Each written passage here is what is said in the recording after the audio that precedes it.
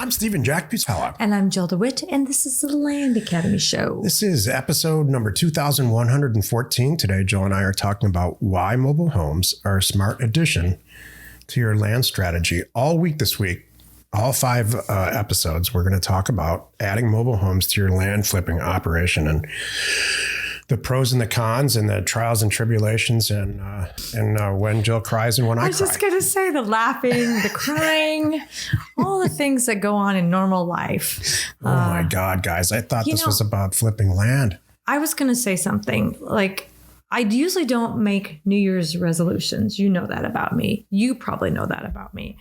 I don't profess anything because I'm always trying to, do things better, improve, whatever, and stick to things anyway. I don't think New Year should have anything to do with it. But yeah, Jill.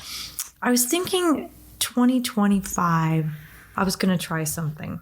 And you tell me if you think it's going to be noticeable or not. But I'm going to try to be even more honest about how much work, what really goes on. Thank you. We had a meeting today. We had a staff meeting today. It was real high level within our office. And we really talked about look, sometimes we run around making this sound a little too easy. And there's a lot of moving parts. And I want to be really honest and tell people flipping land, is it the easiest product type? Yeah, probably, because you've done them all. From nursing homes to this, what could be worse than that? The only thing maybe is a gas station. Maybe a gas station owned by a nursing home is probably the only thing that could be worse. So with owned by Saudi Arabia. That's it. With a chic-owned gas station with a nursing home attached. That's probably the only property type that could be worse. The heavy industrial mining operation in the back. In the back. That's right. And 2 oil wells. Exactly.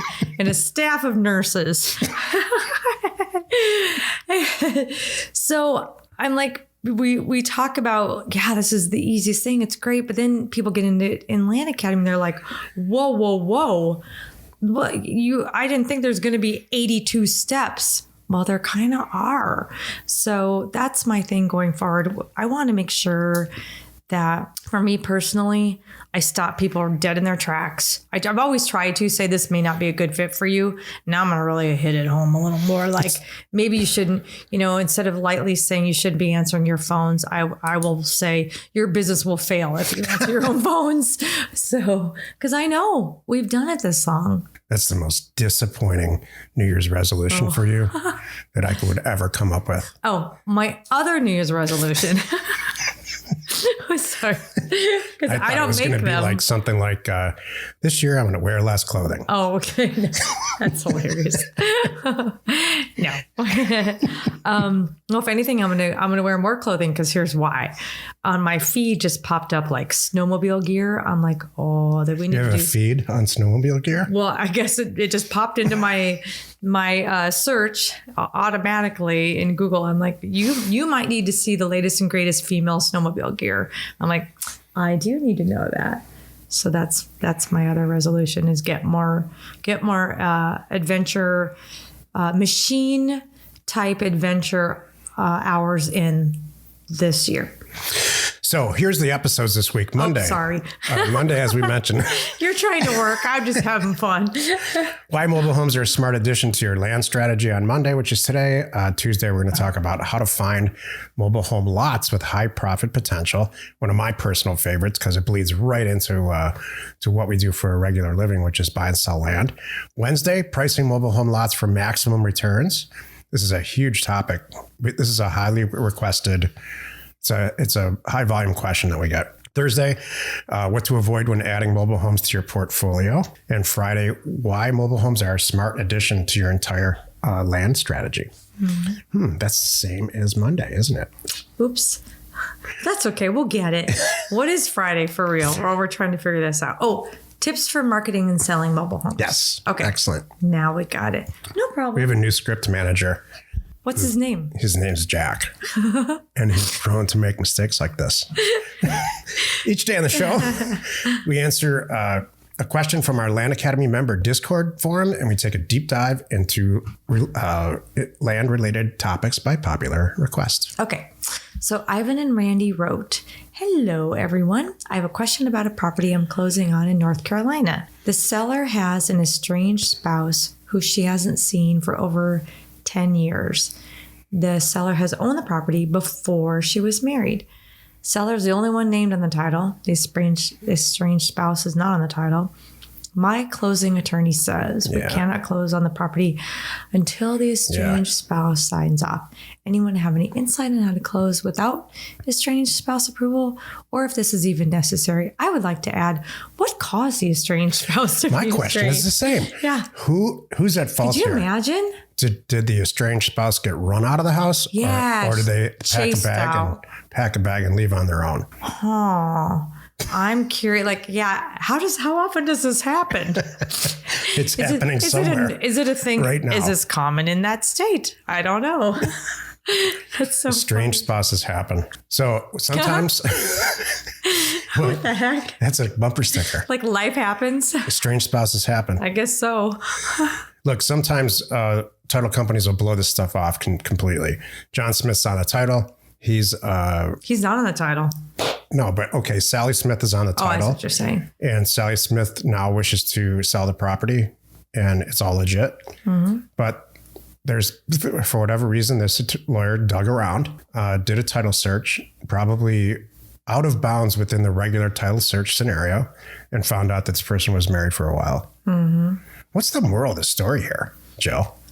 Go to an escrow company and not mention anything about the dumb spouse. How about don't get married? Well, or that. Or don't get estranged or get divorced. Or if you're going to get unmarried, which happens, just file the correct paperwork on all your assets. I know this is your New Year's resolution. Yeah. This is not, we're not going to get higher ratings for talking about this stuff. but this is the truth. Yeah. There's so much paperwork associated with succeeding in life. This stuff happens. Yep. And if you don't have the stomach for it, this might not be for you. Oh, Jill, I love this new resolution. Thank you. But if you do have this is what keeps people out of this business. They can't get past this stuff.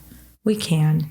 And the nice thing is, this person, I'm sure there's multiple answers and ideas floating in our Discord forum, helping them. And we will personally help them, on our Thursday member call if they need a little more guidance. This doesn't happen that often, but it happens probably once a year at least, maybe once or twice a year to us. And you have a couple choices. I love Joe's resolution. You can cry in your soup over this, or you can say, look, we're never going to find the spouse. If we were buying the Chrysler building, we're going to find the spouse. Mm-hmm. And we're going to dot our I's here and cross the T's, but that's not going to happen. So there has to be some other option for this seller, because the person that you're buying this property from the seller, they're going to have this problem with every single person down the line. It's really, when you think about this, it's not even that. I'm not happy with this attorney. I agree. Because they're treating this as if the estranged spouse is on the title. I agree. Because there's a procedure for that. There are procedures with estranged spouse where you have to put it in the newspaper. You have to try to reach them certain ways. And then you prove that you did these 3 or whatever steps it is. Then you can do a quick claim or something else nowadays. I'm not really, there's some certain situations you could do that, get it and then so the person can sell the property because they are long gone. They might have passed on. Maybe who knows where they are. Maybe they're living in another country. You did all this stuff. So I'm not really. Your attorney. Liking this attorney. Is killing your deal. It is. Trying to save you from yourself. So you have to dance around that. You have to figure out, here's what I've learned recently. Tell people what you want and tell them to do it. Mm-hmm. Sometimes not nicely. Yeah. That's the thing. That's great, Attorney Jack. Close the freaking deal. Yeah. Do what you have to do, get it done. Whatever addendums you want to put for the seller, do it. Take responsibility. I don't care about, I'm buying this property. Exactly. That's what people understand. Or you can don't be my attorney. Yeah, I'll go somewhere else. I'm not paying you to kill my deal.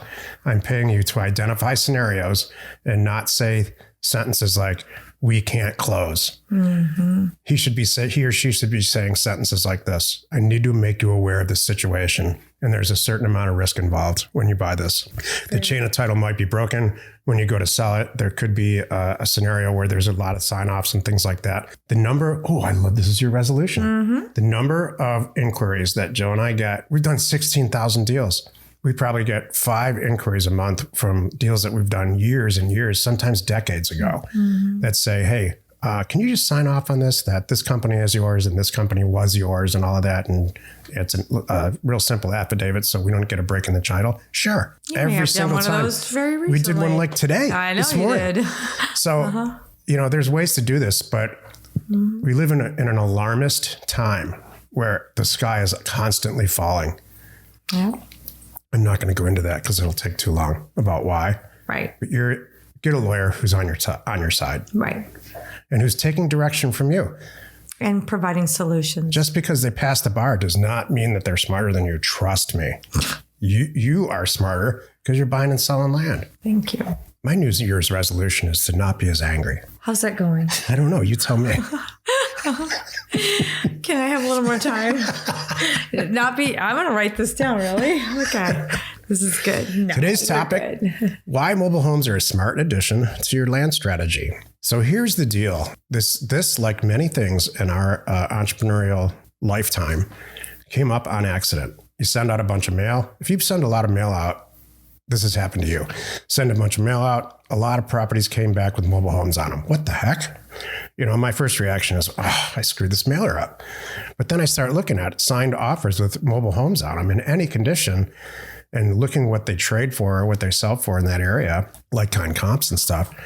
And I start to jump up and down in my office saying, all right, we're going to buy this thing. I'm not even sure the seller knows it's there because it really improves the value of this deal. Mm-hmm. So a few of those and making a bunch of money on them, now it just becomes, we intentionally do mobile home mailers. This happened a lot of years ago. So this is what we do. It's a smart addition to your land strategy because the learning curve for you to buy a mobile home, even after you've been buying and selling land, is very small. Mm-hmm. It's the same type of transaction with a few simple little changes. Now, by the way, we never buy mobile homes in a park. So I think it makes sense right now to describe the difference. A mobile home park, let's say it's 40 acres with tons of mobile homes on it. We've all driven through those and visited your grandparents. You either drive through one of those parks and you say, this disgusts me. Or if you're me, you drive through it and say, this is the most worry-free, carefree, amazing, simple existence I've ever seen. Sign me up. The difference between those two scenarios in a mobile home park is it's 1 APN. Let's say it's 40 acres. And so you would never send mail there. You don't want to, we're not mobile home park buyers and sellers. Mm-hmm. What we want is a piece of property. Let's say it's an acre somewhere, like we buy all the time in Land Academy, with a mobile home on it that's got has utilities associated with the deal. So you got an old mobile home that's fallen down, maybe. It's got septic and well. They may or may not work. And electric has been brought to it. That's a diamond in the rough. That makes me wring my hands with happiness when those come back. Exactly. Usually the seller sees very little value in it. They do. They see a pile of junk on a property that's way out of town. Sometimes they come to me when I get the call, they're embarrassed. If they know it's there, they're like, I'm sorry. My dad used to live there. I haven't even seen it in 10 years. I can't afford to move it. I'm like, good, because I don't want you to, kind of thing. They see it as a negative to the land. So that's why they're often eager to sign these. So all week we're talking about this. Today's topic is, and we'll wrap it up here, it's an incredibly smart addition. In fact, I think if you have any success with buying and selling land already, it's almost mandatory because it's such a simple little jump from buying land. And then wherever the red, green, yellow test has passed, where you're sending mail, there's a really, really good chance that mobile homes it'll pass to. So you add a couple thousand units to every mailer you're doing. Start buying and selling mobile homes. Join us tomorrow where we discuss how to find mobile home lots with high profit potential. You are not alone in your real estate ambition. We are Jack and Jill. Information and inspiration to buy undervalued property.